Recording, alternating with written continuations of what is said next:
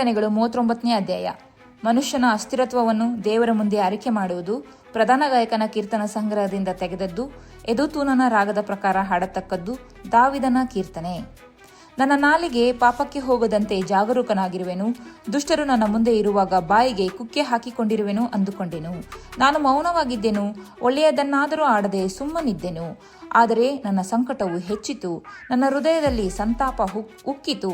ನಾನು ಯೋಚಿಸುತ್ತಿರುವಲ್ಲಿ ಬೆಂಕಿಯುರಿಯಿತು. ಆಗ ನಾನು ಬಾಯ್ಬಿಟ್ಟು, ಯೆಹೋವನೇ, ನನಗೆ ಅವಸಾನ ಉಂಟೆಂದು, ನನ್ನ ಜೀವಮಾನವು ಅತ್ಯಲ್ಪವೆಂದು, ನಾನು ಎಷ್ಟು ಅಸ್ಥಿರನೆಂದು ನನಗೆ ತಿಳಿಯಪಡಿಸು. ನನ್ನ ಆಯುಸ್ಸನ್ನು ಗೇಣುದ್ದವಾಗಿ ಮಾಡಿದ್ದೀಯಲ್ಲ, ನನ್ನ ಜೀವಿತ ಕಾಲ ನಿನ್ನ ಎಣಿಕೆಯಲ್ಲಿ ಏನೂ ಅಲ್ಲ ಅಂದೆನು. ಮನುಷ್ಯನೆಂಬವನು ಎಷ್ಟು ಸ್ಥಿರನೆಂದು ಕಂಡರೂ ಬರೀ ಉಸಿರೇ. ಸೆಲಾ. ನರರು ನಿಜವಲ್ಲದ ಮಾಯಾರೂಪದಿಂದ ಸಂಚರಿಸುವವರು. ಅವರು ಸುಮ್ಮನೆ ಗಡಿಬಿಡಿ ಮಾಡುವವರು.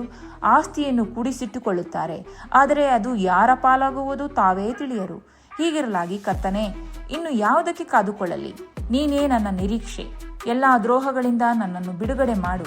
ಮೂರ್ಖರ ನಿಂದೆಗೆ ಗುರಿ ಮಾಡಬೇಡ. ನೀನೇ ಇದನ್ನು ಬರಮಾಡಿದ್ದರಿಂದ ನಾನು ಏನೂ ಹೇಳದೆ ಮೌನವಾಗಿರುವೆನು. ನಿನ್ನ ದಂಡನೆಯನ್ನು ಪರಿಹರಿಸು. ನಿನ್ನ ಕೈ ಹೊಡೆತದಿಂದ ಸಾಯುವ ಹಾಗಿದ್ದೇನಲ್ಲ. ನೀನು ನರನನ್ನು ಪಾಪದ ನಿಮಿತ್ತ ಗದರಿಸಿ ಶಿಕ್ಷಿಸುವಾಗ ಅವನ ಚೆಲುವಿಕೆಯು ನುಸಿಹತ್ತಿತೋ ಎಂಬಂತೆ ಹಾಳಾಗಿ ಹೋಗುತ್ತದೆ. ಮನುಷ್ಯನೆಂಬವನು ಬರೀ ಉಸಿರೇ. ಸೆಲಾ. ಯೆಹೋವನೇ, ನನ್ನ ಪ್ರಾರ್ಥನೆಯನ್ನು ಲಾಲಿಸು.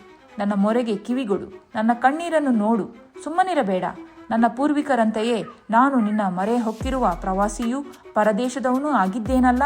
ನಾನು ಬಿಟ್ಟು ಹೋಗಿ ಇಲ್ಲವಾಗುವುದಕ್ಕಿಂತ ಮುಂಚೆ ಸ್ವಲ್ಪ ಸಂತೋಷ ಪಡುವಂತೆ ನಿನ್ನ ಕೋಪದೃಷ್ಟಿಯನ್ನು ನನ್ನ ಕಡೆಯಿಂದ ತಿರುಗಿಸಿಕೊಳ್ಳಬೇಕು ದೇವಾ.